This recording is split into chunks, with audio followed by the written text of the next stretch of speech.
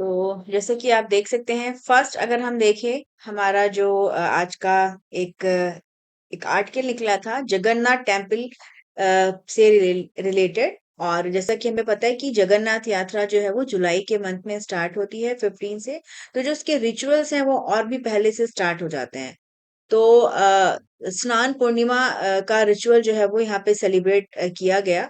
और जगन्नाथ टेम्पल में एक पीरियड होता है जिसको कि अनासार पीरियड कहा जाता है। और इसकी अगर हम बात करें तो इसका मतलब होता है कि इस टाइम पे जो भगवान है लॉर्ड जगन्नाथ, लॉर्ड बालभद्र, देवी सुभद्रा, ये बीमारी से फिर से उबरते हैं। मतलब ये जो है वो मतलब इनको फीवर हुआ रहता है, उससे ये रिकपरेट करते हैं। तो इसी के लिए जो है ये पूरा पीरियड मनाया जाता है। और इसमें जो डिटीज होती हैं उनकी मूर्ति जो है वो मतलब किसी को देखने को नहीं मिलता है, इसको पब्लिक व्यू से हटा दिया जाता है। और इसके बाद से मतलब ये इनका सेरेमोनियल एक बात होता है स्नान पूर्णिमा पे। फिर उसके बाद इनको फीवर होता है, फिर ये उससे उबरते हैं। और इसमें जो है इनको इंडिजिनस जो वहाँ की जो रेमेडीज हैं वो सब दी जाती हैं, जो टेम्पल का इनर सैंक्टम होता है उसी में। तो ये काफी जो है ये एक इम्पोर्टेंट चीज रहता है इसमें। और अगर हम देखें तो अभी बहुत सारे जो डिवोटीज हैं वो अपना अलरनाथ टेम्पल है ब्रह्मगिरी में, वहां पे जो है वो जा रहे हैं। और ये कहा जाता है कि ये भगवान का टेम्पररी जो है वो यहाँ पे रहते हैं वो। और पूरा जो एडमिनिस्ट्रेशन है वो काफी वर्क कर रहा है कि क्योंकि यहाँ पे हमेशा जो है वो जो पिलग्रिम्स होते हैं वो लार्ज नंबर में जो है वो कलेक्ट होते हैं। काफी एक इम्पोर्टेंट हो जाता है जो क्राउड होता है उसका मैनेजमेंट। तो ये सारी चीजें हैं। और चार धाम के जो पिलग्रिमेज साइट्स हैं इंडिया में, इसमें जो श्री जगन्नाथ टेम्पल है ये one of the most important जो है वो टेम्पल में आता है। काफी इसका सिग्निफिकेंस है। तो जैसे कभी कभी ये टर्म्स यूपीएससी में अलग से पूछा जाता है, तो ये हमें जो है वो पता होना चाहिए। और जैसे कि ये अनासार पीरियड ये किससे रिलेटेड है, तो इसके बारे में भी एज ए जनरल इंफॉर्मेशन भी हमें ये चीजें जो है वो आनी चाहिए। फिर अगर हम बात कर लें तो अभी इंडिया के जो प्राइम मिनिस्टर है वो इंडोनेशिया की यात्रा पे थे। फिर उसके बाद से कल वो ऑस्ट्रेलिया पहुंच गए हैं और ऑस्ट्रेलिया में उन्होंने वहां पे काफी लोगों से जो है वो मुलाकात की। इंडिया और इंडोनेशिया ने कोलैबोरेटिव का मतलब मिलकर कंजर्वेशन इनिशिएटिव जो है वो शुरू किया है प्रम्बानन टेम्पल कंपाउंड का, जो कि एक वर्ल्ड हेरिटेज साइट है यूनेस्को का। और ये योगी अकार्ता में है।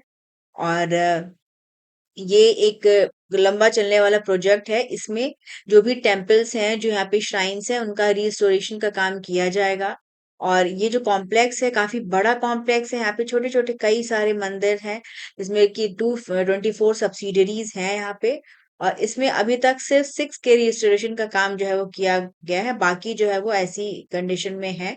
तो प्रोग्राम पूरा चलाया जाएगा और इस पूरे कॉम्प्लेक्स को नए सिरे से जो है वो पूरा जो इंडिया का आर्कियोलॉजिकल एक्सपर्टीज है उसकी हेल्प से और एडवांस टेक्नोलॉजी की मदद से इसको बेहतर करने की कोशिश जो है वो किया जाएगा। और इसमें पूरा एनालिसिस वगैरह किया जाएगा कि जो ओरिजिनल स्टोन्स हैं उनको किसी प्रकार का जो है वो हार्म ना पहुंचे। ये एक क्योंकि ये जो पूरा टेम्पल कॉम्प्लेक्स है ये एक मास्टरपीस है आर्किटेक्चर का। और ये एक एंशियंट जो जावा था उसमें हिंदू इन्फ्लुएंस काफी था, उसको भी दर्शाता है ये। काफी इम्पोर्टेंट है ये। और ये वहाँ का मातारम किंगडम था, उनके टाइम पे ये बना था। इस कॉम्प्लेक्स में ब्रह्मा, विष्णु और महेश, शिवा, इनकी जो है वो छोटे छोटे कई सारी जो है वो टेम्पल्स हैं। और ये 1991 में इसको जो है वो यूनेस्को वर्ल्ड हेरिटेज साइट का डेजिग्नेशन मिला था। तो ये प्रम्बनन टेम्पल कंपाउंड का ये जो कॉम्प्लेक्स है इससे रिलेटेड मतलब पूछा जा सकता है, ये मतलब इम्पोर्टेंट रहेगा। और क्योंकि ये लार्जेस्ट हिंदू टेम्पल कॉम्प्लेक्स है इंडोनेशिया में, तो ये भी इम्पोर्टेंट रहेगा। ये सारी इंफॉर्मेशन जो है वो आपके लिए जरूरी है कि इसको आप ध्यान से पढ़िए, क्योंकि टेम्पल कॉम्प्लेक्सेस के बारे में आर्ट एंड कल्चर से रिलेटेड जो चीजें होती हैं काफी पूछी जाती हैं। इस बार भी जो है वो काफी सारे क्वेश्चन जो है वो इससे रिलेटेड आए थे। फिर एक इंफॉर्मेशन निकली थी जिसमें एक इंस्टीट्यूट है Jawaharlal Nehru institute of mountaineering, मतलब ये ऐसे यहाँ पे लोग ट्रेनिंग करते हैं कि कैसे पहाड़ों पे चढ़ाई करनी है। तो इनका एक एक्सपीडिशन जो है वो गया था सक्सेसफुली, इन्होंने सबमिट किया माउंट ख्याम सो माफसिफ, ये लद्दाख में है। और तो जैसे कभी-कभी माउंट इन सब चीज़ों का लोकेशन काफ़ी इम्पोर्टेंट हो जाता है। तो ये अगर आ जाए कि माउंट ख्याम-सो मसफ कहाँ पे है, तो ये लद्दाख में है। और ये लद्दाख की अगर हम बात करें तो अपने हाई एल्टीट्यूड डेजर्ट लैंडस्केप के लिए काफ़ी फेमस है। यहाँ का एनवायरमेंटल जो कंडीशन होती हैं वो यूनिक होती हैं। जो माउंटेनियरिंग एक्सपीडिशंस यहाँ पे होते रहते हैं, लोग अक्सर जाते हैं यहाँ पे चढ़ाई करने। तो ये सारी चीज़ें इम्पोर्टेंट हैं, और ये लद्दाख के रुमसे फू रीजन में आता है। और ये रीजन जो है वो अपने माउंटेनियस टेरेन के लिए काफ़ी पॉपुलर है। और total enrolment in higher education ये 3.42 करोड़ से बढ़कर 4.50 करोड़ जो है वो हो चुका है। वुमेन का एनरोलमेंट में काफी इंक्रीज हुआ है। सिमिलरली साइंस, टेक्नोलॉजी, इंजीनियरिंग और मैथमेटिक्स, स्टेम फील्ड में भी काफी इंक्रीज देखने को मिला है। और 2023 का जो डेटा है उसके अकॉर्डिंग अभी ये बढ़ के 1.02 करोड़ हो चुका है। इसके अलावा total number of faculty and teachers, इसमें भी जो है वो ये इंक्रीज हुआ है, ये 17.32 लाख है। और इसमें जो मेल पॉपुलेशन है वो 55.1% है और फीमेल 44.9% है। तो अब जैसे कि अगर पूछ दे इंफॉर्मेशन तो मतलब ये रेलिवेंट रहेंगी सारी चीजें। इसके अलावा all India survey on higher education ये कौन सी मिनिस्ट्री प्रिपेयर करता है, तो ये मिनिस्ट्री ऑफ एजुकेशन प्रिपेयर करता है। इससे हमें एक पूरा डिटेल इंफॉर्मेशन मिलती है कि क्या क्या चीजें जो है वो हो रही है डिफरेंट सेक्टर में। इसके अलावा जीपीआई क्या है, जीईआर क्या है, ये रेशियोज भी हमें आपको पता होने चाहिए। तो इस तरह से रिलेट कर भी क्वेश्चन जो है वो आते हैं। फिर पोषण ट्रैकर, इंडिया का जो हमारा एक पोषण अभियान है उससे रिलेटेड डिटेल में इंफॉर्मेशन आई थी।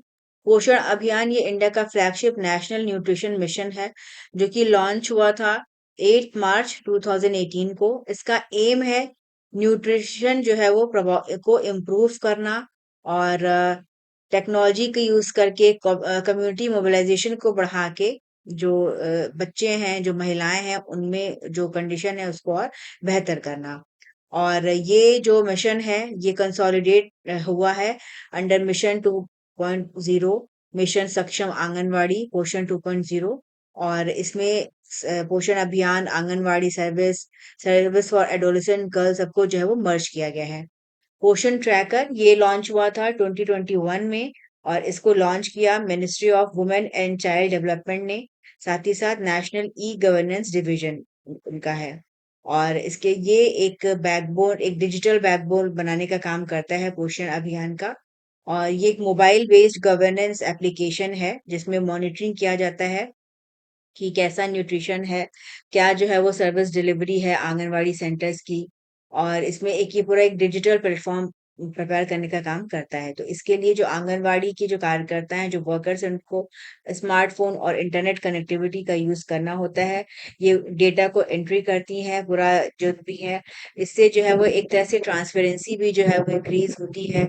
एविडेंस रहता है कि हाँ किस डिस्ट्रिक्ट में, किस स्टेट में, नेशनल लेवल पे किस तरह से क्या काम जो है वो हो रहा है। तो ये एक काफी बेहतर इनिशिएटिव है जिसमें सारे जो प्रोग्राम्स हैं माइल न्यूट्रिशन से रिलेटेड इनको जो है वो इंटीग्रेट किया है।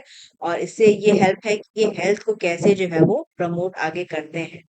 और इसमें जो चिल्ड्रन को, प्रेग्नेंट वुमेन को, लैक्टेटिंग मदर्स को, एडोलेसेंस गर्ल्स को जो है वो सपोर्ट गवर्नमेंट की तरफ से प्रोवाइड किया जाता है। और इसमें प्रोग्राम के थ्रू जो आंगनवाड़ी इंफ्रास्ट्रक्चर है उनको भी और बेहतर करने पे गवर्नमेंट जो है वो जोर दे रही है कि कैसे, क्योंकि अगर ये सही से रहेंगे तभी जाके जो रूरल एरियाज हैं, जो ऐसी एरियाज हैं जहाँ पे प्रॉब्लम्स देखने को मिलती हैं, उनको सही किया जा सकता है। इसके अलावा आधारशिला के बारे में बताया गया है। आधारशिला को इंट्रोड्यूस किया मार्च 2024 में। और ये एक नेशनल करिकुलम है और early childhood care and education, जो 3 से 6 साल के बच्चे हैं उनके लिए।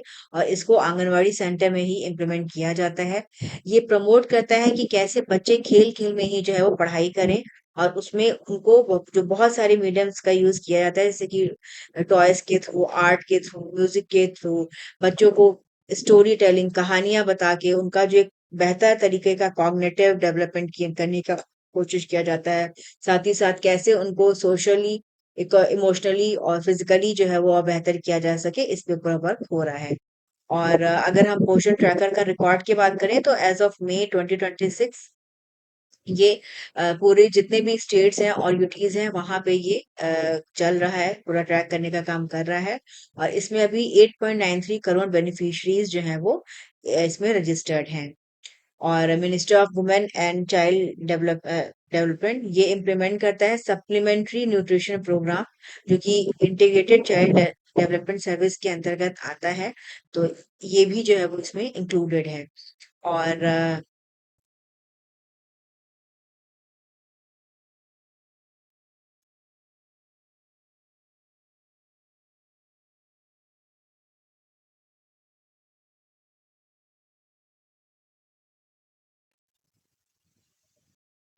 फिर नेक्स्ट डीआरडीओ ने सक्सेसफुली इनका जो है वो कंडक्ट किया है एक flag test of Pinaka long range guided rocket. और ये इंटीग्रेटेड टेस्ट रेंज चांदीपुर में है, उड़ीसा में, वहां से जो है वो हुआ है। और ये जो डिजाइन है पिनाका का, ये armament research and development establishment और high energy materials research laboratory, इन्होंने जो है वो मिलके बनाया है। ये जो है वो डीआरडीएल और आरसीआई, इनसे भी इनको हेल्प मिली है। और पिनाका एक multi barrel rocket launcher system है। ये एक इंडिजिनस इंडियन आर्टिलरी सिस्टम है और इसको डेवलप किया गया है ताकि कॉस्ट इफेक्टिव और quickly deployable fire support solution जो है वो मिल सके। और ये जो पूरा सिस्टम है, इसको इनिशियली जो है वो 1980s में जो है वो शुरू किया गया था। और रशियन BM-21 ग्रैड लॉन्चर्स इनके ऑल्टरनेटिव के तौर पे इनको पूरा डेवलप किया गया है। इस सिस्टम में काफी सारे अपग्रेडेशन हुए, इनको और बेहतर किया गया। और इनके कई सारे जो है वेरिएंट बने, जैसे कि पिनाका MK1 है, इनहेंस पिनाका MK2। उसके बाद जो है ये लॉन्ग रेंज गाइडेड रॉकेट ये बना है। तो ये जो सिस्टम है, ये इसको इस तरह से डिजाइन किया गया है कि ये 12 रॉकेट्स को जो है वो 44 सेकेंड्स में जो है ये फायर करेगा, टारगेट्स को अपने जाके फिर अपना अचीव करेगा। और ये काफी एक क्रूशियल है फैसिलिटी। और इससे जो हमारा पूरा जो आर्मी का कैपेबिलिटी है वो बढ़ेगी। और हम बेहतर तरीके से जो है वो इसमें और वर्क कर पाएंगे। तो ये काफी इम्पोर्टेंट है बना का। फिर अभी IMF, इंटरनेशनल मॉनेटरी फंड, इनका इनका प्रोजेक्शन आया है कि इंडिया की जो इकोनॉमी है वो 7% जो है वो ग्रो करेगी, जो करंट कैलेंडर ईयर है। और इसमें इन्होंने अपना जो पोजीशन है इंडिया का उसको रिटेन रखा है कि इंडिया का जो इकोनॉमी है वो फास्टेस्ट ग्रोइंग मेजर इकोनॉमी है। और ये IMF का एक फ्लैगशिप बायनल रिपोर्ट है। इसका नाम है वर्ल्ड इकोनॉमिक आउटलुक अपडेट।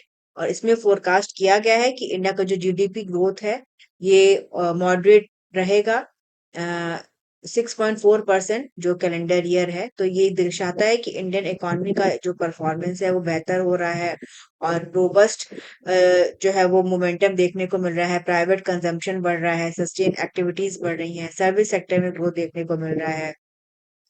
और अगर हम बात करें अदर कंट्रीज के कंपैरिजन में, तो चाइना जो है वो सेकेंड फास्टेस्ट ग्रोइंग इकोनॉमी है। और माना जा रहा है कि चाइना की जो इकोनॉमी है वो 4.6% इस साल जो है वो ग्रो करेगी। तो IMF एक इम्पॉर्टेंट रोल प्ले करता है जो ग्लोबल फाइनेंशियल सिस्टम है। और ये फाइनेंशियल असिस्टेंस का प्रोवाइड करने का काम करते हैं, टेक्निकल सपोर्ट। इसके अलावा ये एक पूरा सर्विलांस रखते हैं जो भी मेंबर कंट्रीज हैं कि क्या जो है वो इकोनॉमिक ग्रोथ हो रही है, कैसे जो है वो पूरा जो एक्सचेंज रेट स्टेबिलिटी क्या है। तो जैसे रिपोर्ट का नाम और कौन सी ऑर्गेनाइजेशन उसको रिलीज करती है, ये आपके एग्जामिनेशन में अक्सर इस तरह के क्वेश्चंस पूछे जाते हैं। गवर्नमेंट ऑफ इंडिया ने अप्रूव किया है कि ये प्रोक्योर करेंगे खोपड़ा और तोतापुरी मैंगोस जो तमिलनाडु के फार्मर्स हैं उनसे। और वहाँ के जो फार्मर्स हैं उनके इंटरेस्ट को ध्यान में रखते हुए ये किया गया है।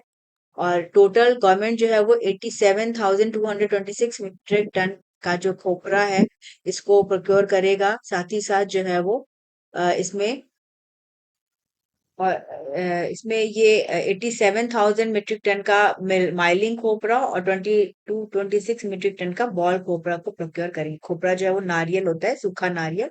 और इसके अलावा ये जो तोतापुरी मैंगो है उसको भी प्रोक्योर करेंगे। और इसमें जो फार्मर्स हैं उनको जो है वो नुकसान हो रहा था, क्योंकि जो मार्केट में प्राइस है वो सडन जो है वो डिक्लाइन कर गया इसकी वजह से। तो इसीलिए फार्मर्स को सपोर्ट के लिए ये गवर्नमेंट ये करेगी। तो तोतापुरी मैंगो कौन से रीजन से बिलोंग करता है, ये पूछा जा सकता है अक्सर। मतलब जो वैरायटीज है मैंगो की वैरायटीज, उनका भी नाम पूछ लिया जाता है। ये काफी डिस्टिंक्टिव होती है, इसका पैरेट भी का शेप होता है। और इसका हाई पल्प कंटेंट होता है, एसिडिटी ज्यादा होती है। इसको जो है वो फूड प्रोसेसिंग इंडस्ट्री में काफी इसका यूज किया जाता है। फिर India fourth largest LNG regasification market बन गया है 2025 में। इंडिया ने 52.5 million ton per annum of regasification capacity, इसको जो है वो अचीव किया, जो 8 टर्मिनल्स हैं इनके यहाँ पे। और इन्होंने स्पेन को पीछे छोड़ दिया है, जो कि फोर्थ लार्जेस्ट मार्केट था रीगैसिफिकेशन का। और ये जो ग्रोथ है ये हुई है क्यों? क्योंकि जो फर्टिलाइजर्स हैं, जो सिटी गैस है, इनका डिमांड बढ़ा है। और गवर्नमेंट एक पुश कर रही है जिसके थ्रू जो एलएनजी है उसको जो है वो यूज किया जाता है, उसका शेयर को बढ़ाया जा रहा है। और जो हमारे अभी ऑपरेशनल एलएनजी रीगैसिफिकेशन टर्मिनल्स हैं इंडिया में, ये है दहेज एलएनजी है। और ये एक अल्ट्रा लार्ज फैसिलिटी है, जिसको कि ये ग्लोबली जो है वो 6th रैंक है इसका। और 2025 में इंडिया में 2 एलएनजी रीगैसिफिकेशन प्रोजेक्ट्स जो हैं वो बने हैं। एक है न्यू ऑफशोर टर्मिनल छारा एलएनजी, जिसका की कैपेसिटी है 5 टीपीए। और इसके अलावा दाभोल एनर्जी टर्मिनल, इसके भी एक्सपेंशन का काम जो है वो हो रहा है। करेंटली इंडिया में 4 एलएनजी प्रोजेक्ट्स हैं जो कि इनका कंस्ट्रक्शन का काम चल रहा है। और इंडिया का जो रोल है, ग्लोबल रोल, उसको एलएनजी मार्केट में वो बढ़ेगा। और एफर्ट्स लगाए जा रहे हैं ताकि जो नेचुरल गैस है उसको इंक्रीज, उसका जो है वो बढ़ाया जा सके। एनर्जी जो डिमांड्स हैं उनको जो है वो अचीव किया जा सके। फिर अभी यूएस प्रेसिडेंट डोनाल्ड ट्रम्प, इन्होंने डिक्लेयर किया है कि जो सीज फायर था यूएस और ईरान के बीच, अभी वो ओवर हो गया है। और अब पॉसिबल है कि और अटैक्स होंगे, क्योंकि अ, ईरान ने भी कहा था कि यूएस ने जो है वो वायलेशन किया है जो एमओयू साइन हुआ था दोनों कंट्रीज के बीच के, जिसके तहत 14 पॉइंट्स पे वर्क हो रहा था कि कैसे एक डील की फाइनलाइज की जा सके। और लेकिन अभी कुछ इसमें हो नहीं पाया और फर्दर जो एस्केलेशन है वो बढ़ गया है। तो अब देखना होगा कि आगे आने वाले टाइम में क्या होता है। और क्यों? क्योंकि ये सेकेंड टाइम ऐसा हुआ है कि जो डायरेक्ट कॉन्फ्लिक्ट है वो दोनों कंट्रीज के बीच में शुरू हो चुका है। और कैसे इसको फर्दर इस पे बातचीत होती है या वॉर और इंटेंस होती है, तो ये आगे देखना होगा। फिर इसके अलावा स्पोर्ट्स की बात करें तो तेलंगाना होस्ट करेगा 8th खेलो इंडिया यूथ गेम्स 2026। और ये अनाउंसमेंट किया है union youth affairs and sports minister doctor Mansukh Mandaviya ने। और ये जो गेम्स हैं ये एक सर्व करेंगे एज ए क्रूशियल प्लेटफॉर्म, और जो यंग इंडिविजुअल्स हैं इनको एक अपॉर्चुनिटी मिलती है कि वो अपनी जो एथलेटिक पावर्स हैं, जो सपोर्टिंग टैलेंट, जो स्पोर्टिंग टैलेंट है उसको और बेहतर कर सकें। इसके अलावा स्वात एस, ये 17 ईयर के चेस प्लेयर हैं और ये जो है वो इंडिया के 98th चेस ग्रैंड मास्टर बन गए हैं। इन्होंने फाइनल 3 गेम्स जीता है Pune international round robin chess tournament में। और इन्होंने कन्नन विश्व वैद्यनाथन इनको हराया। और इसके बाद से ये 98th चेस ग्रैंड मास्टर बन चुके हैं। तो ये सारा आज का करंट अफेयर्स था। और आप चैनल पे हमसे ज्यादा से ज्यादा जुड़िए और चैनल को लाइक करिए, सपोर्ट करिए।